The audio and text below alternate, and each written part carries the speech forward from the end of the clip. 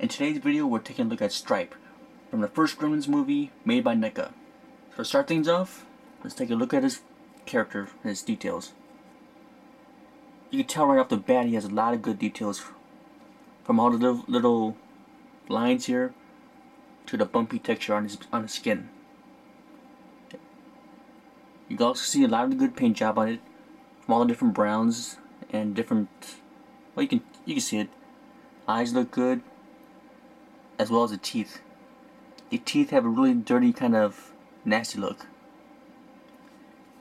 You can see right here the hair is made out of soft fur type stuff. It's nice so you can kind of work with it a little bit, but it's also kind of bad because when I was trying to get it up like this, some of the hair, actually came off. So pretty much for this guy, when you mess with his hair, get it to the way you want it real quick and leave it like that. The more you play around with it, the more chance you have of, peeling it all off, pulling it out. Here goes the rest of his body. Just like with the head, really good sculpt and good paint job.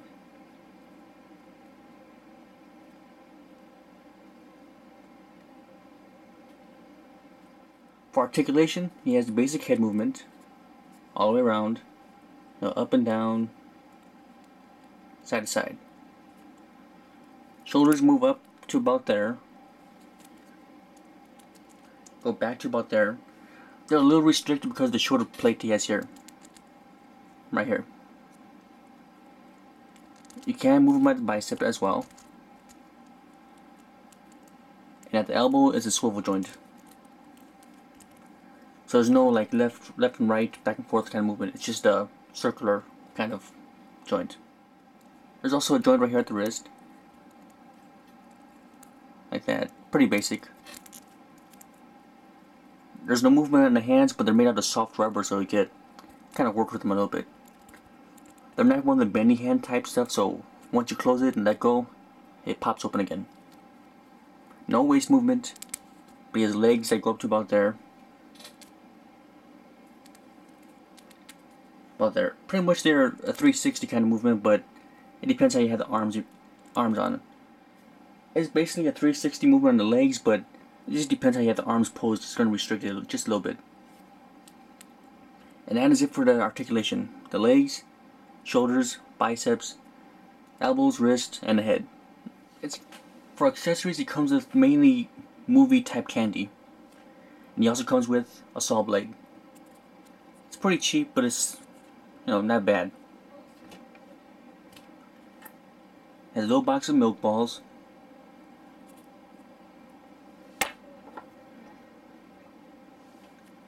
Popcorn, which to me this is probably the best one out of the accessories. It's because of the detail and the look on it. It looks like it's actually folded, but mainly because the popcorn kernels actually look cooked. Candy bar here. Bag of candy with a gremlin here. More candy. More candy. And more candy. These candies are nice looking sculpted, but the logos and all that, they're all just stickers on it. Right away out of the package, mine were kind of popping off, so I had to kind of give it a little push and force it on her. So overall, the accessories are pretty nice, just that they had you kind of see it here. The stickers don't really hold on all that well. And if they do, they don't hold up for too long. The accessories do fit in his hand for the most part because they're, rubbery. To pop in a candy bar. And, yeah. It works with, all of this works pretty good with his hands, except for the popcorn bag. And it does fit in there, and it does hold it, but since the hands are rubbery, it kind of lets go of it and drops it, or this is too heavy and it actually knocks the character down. Because I've had him pose with it in his hand, and then, left it like this, and he was face down like that. For the most part, I'd say this is a pretty good toy. The price range in it is actually pretty good as well. These Gremlins cost $9.99 per character, which isn't too bad considering most Neca stuff is costing like $13 and up. So $9.99 is a really good price for these guys, especially with all the accessories you got on him and an amazing amount of detail they have on him, paint and sculpting and all that. For where you can pick it up, all I know is for sure is Toys R Us. I'm not sure if they have it anywhere else because I haven't checked anywhere else. But the last place I saw these at was Toys R Us. Would I suggest this toy to anyone else? I would probably say so, mainly if you're a Gremlins fan.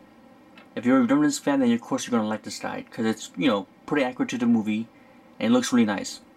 If you're not a fan of the Gremlins, then you might not like it because you don't know the character, but you also may like it because it's just the way it looks. There are 4 characters released in the series. There's the Series 1 Gremlin, Series 2 Gremlin, which is Mohawk, a poker Gremlin from I think the first Gremlins, and a Gizmo from the first one as well. Overall, I'd say if you find these guys, definitely pick them up. It is nice and they are selling pretty good over here. If you're a fan of this movie, or a fan of the character designs and all that, you'll definitely be happy with the toys. I really don't see anyone having any problems with them. I've had no problems with him really at all, except for the popcorn. I haven't had any real problems with him except for the popcorn bag being a little bit too heavy. But other than that, it's been a great toy. Stands up nice and tall, no loose joints, and it's just an overall good toy. So if you have the money, find these guys around, definitely pick it up. It is worth your money, I guess. So $9.99 plus tax, and do a quick little size comparison.